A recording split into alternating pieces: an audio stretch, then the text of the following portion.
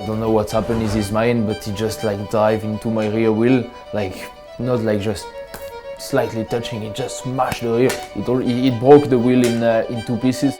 The circumstances kicked off and everybody drove like they were crazy. We had some tough racing and we were like in the tunnel and not able to see the end of this tunnel, and now we are back.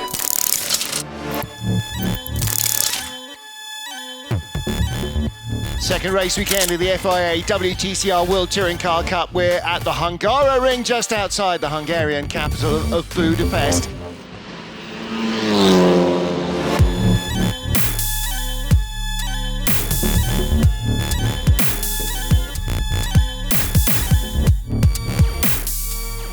I think the best word to describe Fredrik is amazing. He's the team manager, he's managing everything, and that's why he's working full time.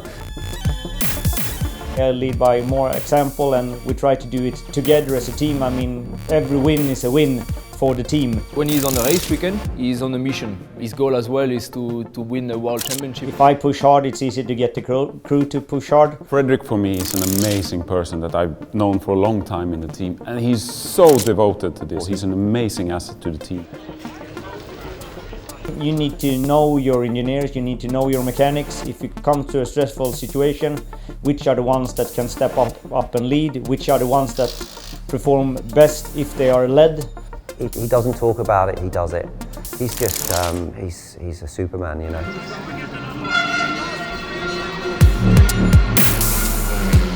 As my role is to try to find that out. I mean, you need to come to the track in the morning, you have breakfast with all the crew, you see, okay, if mechanic A is having a bad day, perhaps you give a little bit more responsibility to mechanic B.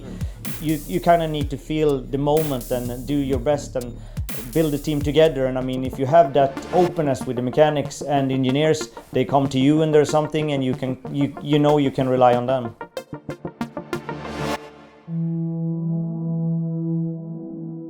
Today we will use the dry session with the sunny and try to set up the car, be prepared for the dry running. It's not the question of how the driver wants his car set up, it's how the car needed to be fast. That is the important thing, and that's why as a driver sometimes you want something but it's not fast enough, so forget it.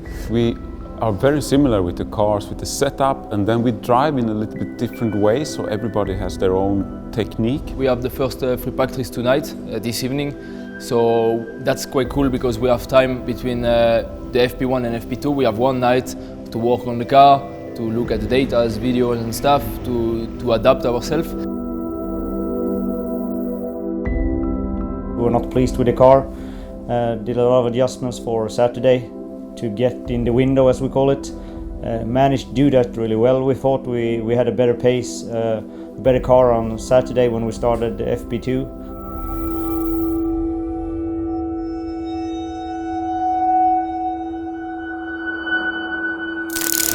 A grey and overcast but still dry Hungaroring as the cars head out of the pit lane, ready for the start of the first race of the weekend. Ivan Muller for Lynk Co, lying in second position. Very, very good start from Ivan Muller from the outside of the front row. He's going to have a good lunge down the inside. Little contact with Girolami, who gets the door closed very quickly.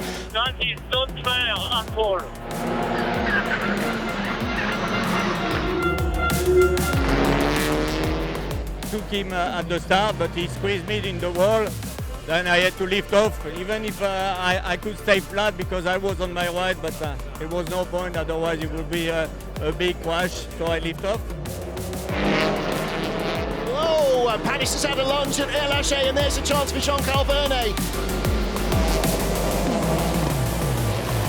So Air Lâché was fourth, and that car's not going to make it round, is it? And Air Lâché finally gives up the battle.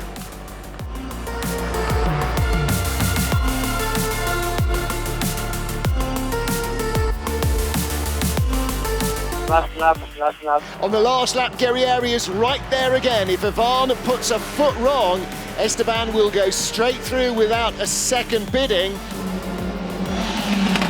Ivan Muller in second place for Cyan Racing at the chicane. Okay, Ivan, well done.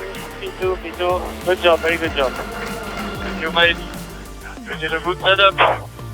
You did a good choice. Our second position trophy to Cyan Racing, Lynk Co's Ivan Wahlén.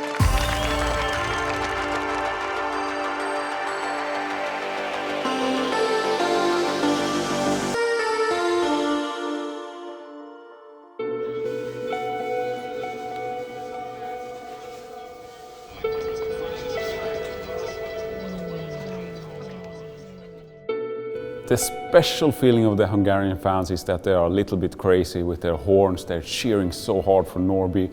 I managed actually to tangle quite hard with Norby a couple of years ago, and I was a little bit afraid to step out of the car. But it worked out well. Hungarian fans are very strong. They come here to watch that race.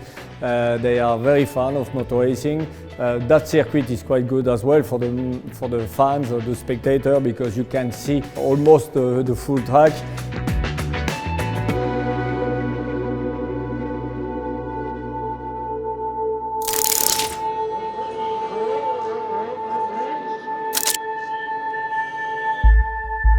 Track has been declared wet. This could turn into a bit of a lottery. Certainly could, and the issue for the teams is that it's could go one way or the other. It's not a definitive wet setting, it's not a definitive weather even. Everybody in front of you is all on slicks as well at this present moment in time, yeah? Ivan, we have the wet tyres ready here, in case you want to swap. At least during the lap you know that you are 100% sure you want to do the second lap on slicks. Let us know, like this we save some time. The weather is something we are not managing. It's one of the only things we are not managing. So, but it's like that, and we are all used to since many years to manage this kind of thing. Guessing the weather is always a bit of a tricky job.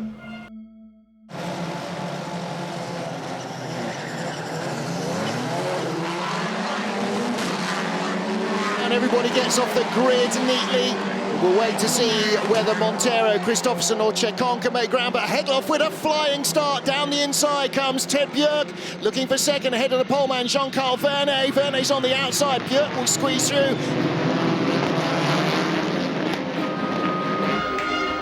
It is Daniel Hegloff who leads. Ted Björk on the inside line, 4 wide down into turn 2. Guerrieri, Huff, Prio, we're with Muller, trying to get himself insinuated into there.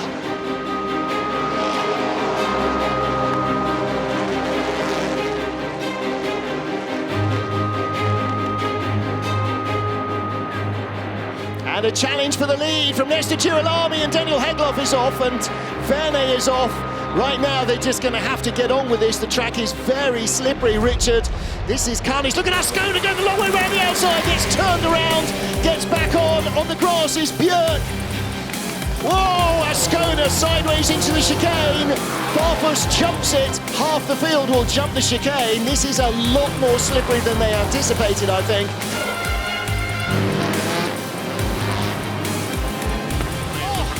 Sees that? Okay guys, I'm coming in, you have the car, I broke the toe link in the rear, so we have to fix it for race 2. Well, I didn't make it, it was a shit fight, so try to get in so we can fix it.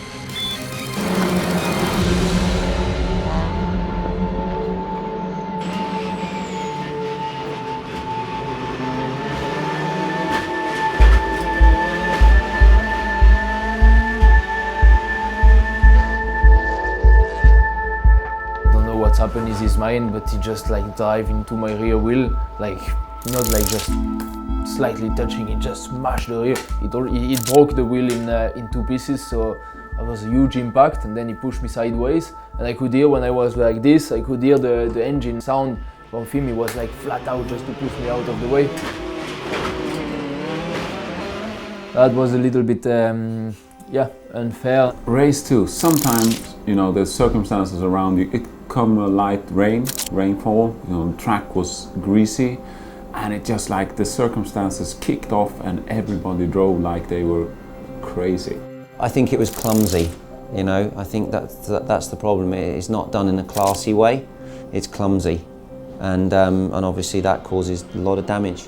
What I thought when I was driving is that, okay, I have to get the car in so they can fix it, because you know, if something happens, if I do a more mistake or anything else, you know, I can be stranded on the track, and for sure that's a bigger problem getting to the next race. Very well done, Ivan. P6, very, very good race. Congratulations. What is your race? Race 2 was chaotic, to say the least. I mean, our cars were bouncing around. A really tough race for us. We had 3 cars retiring from the race. The guys pushed on, and we managed to repair all 3 of them, so we could get them out and just see that they were working before the end of the race. As we didn't do 75% of the second race, we were allowed to work on the cars to prep them for the third race, which we did, and managed to get a little bit more performance out of them, I feel. The main focus when the cars come in is just you talk with the crew that's going to work on the car, you set up the goals for them. You have 4 minutes to get the car out, do what you can, or in one case today it was, okay, you will have 12 minutes, so you don't need to rush, just do it thorough, because the car needs to be ready for race 3. What I saw today was a very strong team who have turned the car around in difficult circumstances. It gave me a great car for race 3.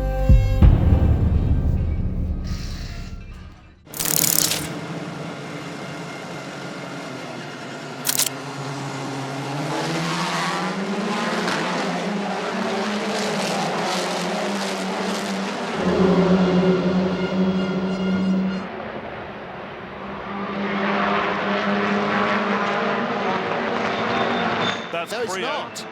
No, it's not. That's only 2 digits, so that's not Prio. Right through, Ivan. Right through. And through the pits comes Ivan Muller. Guerrieri slowed, and Tarquini went around the outside. Yeah, he had a problem there. I think maybe a little misfire in the engine or something.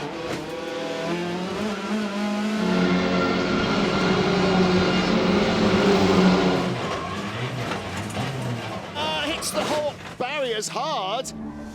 Being on the top step of the podium, Jan Erleche in 3rd place. It's a good reward for the boys, from everybody from Cyan Racing and Lynk Co, because we had some tough racing, and we were like in the tunnel and not able to see the end of this tunnel. And now we are back. We are on the podium of the main race, which is quite a big thing. Good points. Please put your hands together for our 3rd position driver from Cyan Performance Lynk Co. It's Jan Erleche. Really happy for Jan. He had a tough weekend in Marrakesh, so he really deserved it. So to be honest, the last race today felt a little bit like a victory with him, even if it's a 3rd position, but his first podium of the year. So I'm happy for that, definitely. And we will definitely arrive in a good position for Slovakia.